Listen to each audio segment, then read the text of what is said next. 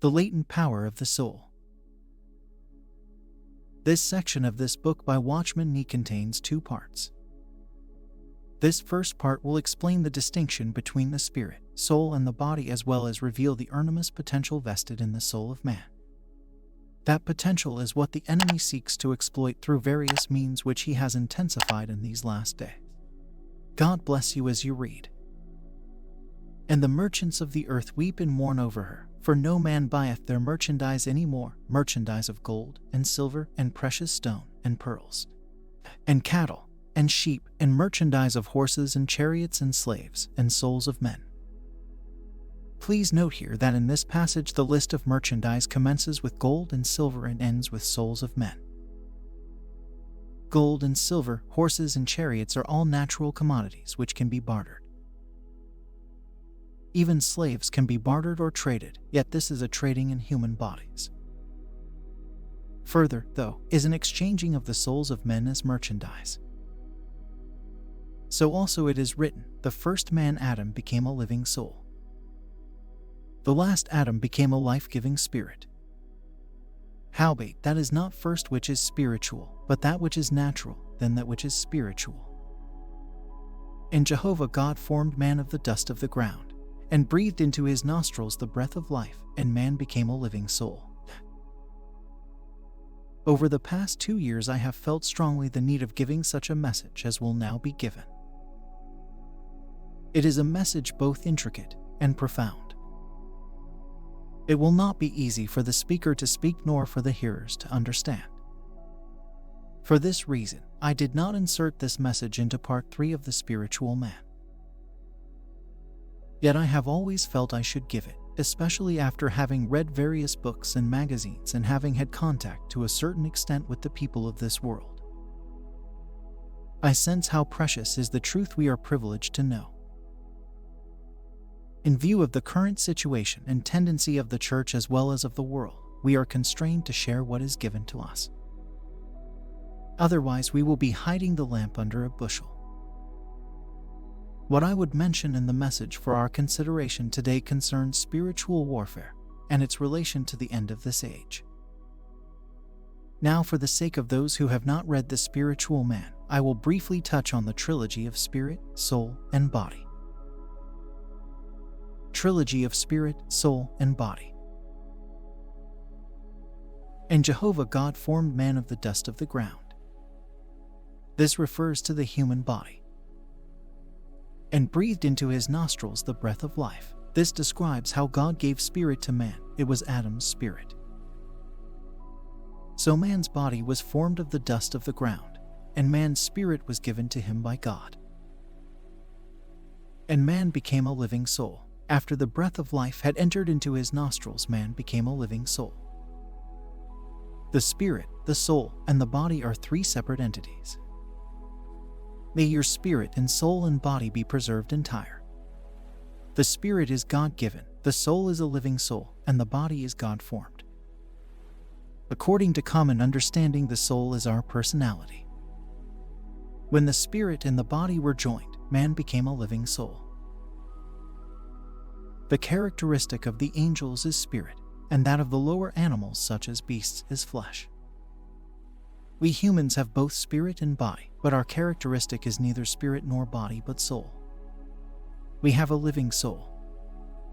Hence the Bible calls man soul. For example, when Jacob went down into Egypt with his family, the scriptures tell us that all the souls of the house of Jacob that came into Egypt were 70. Again, those who had received Peter's word on Pentecost were baptized, and there were added unto them in that day about 3,000 souls. Hence soul stands for our personality, for what makes us as man. What are the various functions of spirit, soul, and body? These have already been explained in part 1 of The Spiritual Man. But I was most happy one day to find on the bookshelf a volume of Andrew Murray's writings in which is to be found an explanation of the spirit, soul, and body in the appended notes that is quite similar to our interpretation.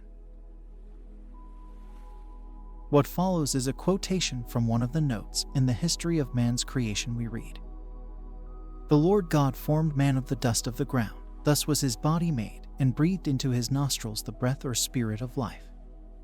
Thus his spirit came from God, and man became a living soul. The spirit quickening the body made man a living soul, a living person with the consciousness of himself. The soul was the meeting place, the point of union between body and spirit. Through the body, man, the living soul, stood related to the external world of sense, could influence it, or be influenced by it. Through the spirit he stood related to the spiritual world, and the Spirit of God, whence he had his origin, could be the recipient and the minister of its life and power. Standing thus midway between two worlds, belonging to both, the soul had the power of determining itself, of choosing or refusing the objects by which it was surrounded, and to which it stood related. In the constitution of these three parts of man's nature, the spirit, as linking him with the divine, was the highest. The body, connecting him with the sensible and animal, the lowest. Intermediate stood the soul, partaker of the nature of the others, the bond that united them and through which they could act on each other. That which makes us conscious of God and relates us to God is the spirit. What is the soul? It causes us to be related to the world. C.I. Scofield, in his reference Bible, explains that the spirit gives God consciousness, the soul self-consciousness, the body world consciousness. Horse and ox are not conscious of God because they have no spirit. They are only conscious of their own beings. The body causes us to sense the world, such as our seeing the things of the world, our feeling hot or cold, and so forth. What is mentioned above refers to the functions of spirit, soul, and body. I will now come to the very important problem here. Many view this matter of spirit, soul, and body as being related only to spiritual life, but we need to realize that it is also relevant to spiritual work and warfare. We tend to compare ourselves as being almost equal to Adam before his fall. We assume that since we are human beings just as Adam was, there is not too much difference between us. We think that what we cannot do, neither could Adam do. But we do not see that there are two things here, that on the one hand, it is true that we cannot do what Adam could not do, yet also that we cannot do what Adam could do. I am afraid we do not realize how capable Adam was. If we study the Bible carefully, we will understand what kind of man Adam actually was before his fall. Adam's authority and physical prowess. And God created man in his own image, in the image of God created he him, male and female created he them. And God blessed them, and God said unto them, Be fruitful, and multiply, and replenish the earth, and subdue it, and have dominion over the fish of the sea, and over the birds of the heavens, and over every living thing that moveth upon the earth. Have dominion over the earth, says God. Friends, have you ever thought how immense the earth is? Suppose a master asks a servant to manage 2 houses. He makes the appointment on the basis of the latter's ability to take care of them. No one servant is able to handle all the houses located on a given lane, for he cannot do what is beyond his ability. A hard master may demand his servant to do a little more than his duty requires, but never will he demand his servant to undertake anything beyond his ability. Would God, then, ask Adam to do what he was incapable of doing? We can therefore conclude that if Adam was capable of managing the earth, his prowess was most certainly superior to ours today. He had power, ability, and skill. He received all of these abilities freshly from the Creator. Although we may not rate Adam's power as being 1,000,000,000 times over, we can nonetheless safely reckon it to be 1,000,000 times over ours. Else he would not have been able to perform the duty commanded him of God. As for us today, though, if we were required to merely sweep a lane 3 times daily, we would not be able afterwards to straighten our back. How then could we possibly rule the earth? Yet Adam not only ruled the earth, but he also had dominion over the fish of the sea, the birds of the heavens, and every living thing on the earth. To rule is not just to sit by doing nothing. It requires management, and work. From a seeing of this, we should recognize the superior power which Adam in fact possessed. It far exceeds our present situation. But do you think that this insight is something new? Actually, this is the teaching of the Bible. Before his fall, Adam had such strength that he never felt tired after work. It was only after his fall that God told him, "In the sweat of thy face shalt thou eat bread." Adam's brain power and memory. And out of the ground Jehovah God formed every beast of the field, and every bird of the heavens, and brought them unto the man to see what he would call them. And whatsoever the man called every living creature, that was the name thereof. My friends, is this not marvelous? Suppose you were to take a dictionary and to read all the names of the animals, would you not confess that you could neither recognize nor memorize them all? Yet Adam gave names to all the birds and animals. How intelligent he must have been. Those of us who are not so brilliant would no doubt soon give up the study of zoology once we saw our inability to memorize all the details. But Adam was not one who memorized these zoological names. He was the denominator, for he gave names to all. Hereby do we know how rich and perfect was Adam's rational power. Adam's managerial power. And Jehovah God took the man and put him into the Garden of Eden to dress it and to keep it. From looking into how Adam governed the earth, let us now dwell somewhat on the things which God charged him to do. God commanded him to dress the Garden of Eden. This needed to be done systematically. How big was the garden? Genesis 2:10-14 mentions 4 rivers, namely Pishon, Gihon, Hiddekel, and Euphrates. They all flowed from Eden and divided into 4 river regions. Can you imagine now how big the garden was? How strong must Adam be to be charged with dressing a land which was surrounded by 4 rivers? He was not only to dress it but also to keep it, to keep the garden from being invaded by the enemy. Therefore the power which Adam had in that day must have been tremendous. He must have been a man with astounding ability.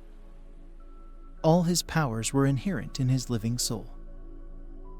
We may look upon Adam's power as supernatural and miraculous. But so far as Adam was concerned, these abilities were not miraculous, but human. Not supernatural, but natural. Did Adam use up all his powers on that day? From what can be seen in our study of Genesis, he had not exhausted his power. For after he was newly created by God, but before he could manifest all his abilities, he fell.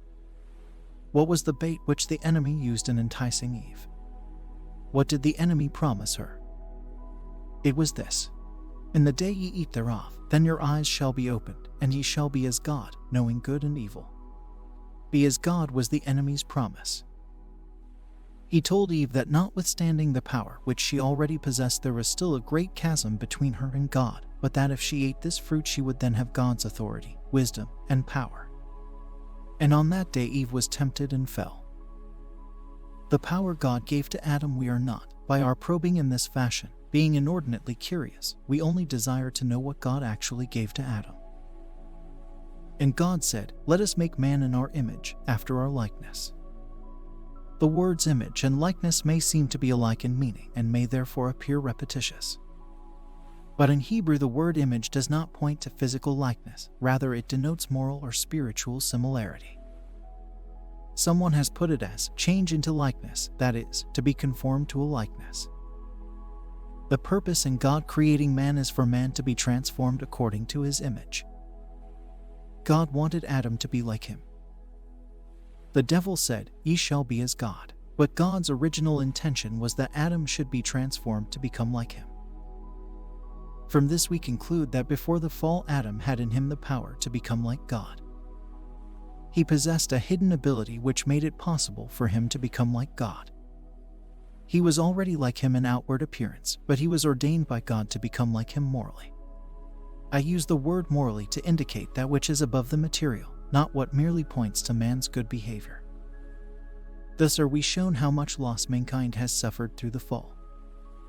The magnitude of the damage is probably beyond our imagination. The fall of man. Adam is a soul. His spirit and body are joined in his soul. That astonishing power which we have just mentioned is present in Adam's soul. In other words, the living soul, which is the result of the coming together of the spirit and the body, possesses unthinkable supernatural power. At the fall, though, the power which distinguishes Adam from us is lost. Yet this does not mean there is no longer such power. It only denotes that though this ability is still in man, it is nonetheless frozen or immobilized. According to Genesis 6, after the fall man becomes flesh. The flesh envelops the whole being and subjugates him. Man was originally a living soul. Now, having fallen, he becomes flesh. His soul had been meant to submit to the spirit's control. Now it is subject to the dominion of the flesh. Hence the Lord said, "My spirit shall not strive with man forever, for that he also is flesh." When God here mentioned man, he called him flesh, for in his eyes that was now what he was. Consequently, it is recorded in the Bible that all flesh had corrupted their way upon the earth. And again, upon the flesh of man shall it, the holy anointing oil, representing in type the Holy Spirit, not be poured. And further, by the works of the law shall no flesh be justified in his sight. Why do I dwell at some length on this? In Revelation 18 things are mentioned which shall come to pass in the last days. I indicated at the very beginning how man's soul will become a commodity in Babylon, that which can be sold and bought. But why is man's soul treated as a commodity? Because Satan and his puppet the Antichrist wish to use the human soul as an instrument for their activity at the end of this age. When Adam fell in the Garden of Eden, his power was immobilized. He had not lost this power altogether, only it was now buried within him. He had become flesh, and his flesh now enclosed tightly this marvelous power within it.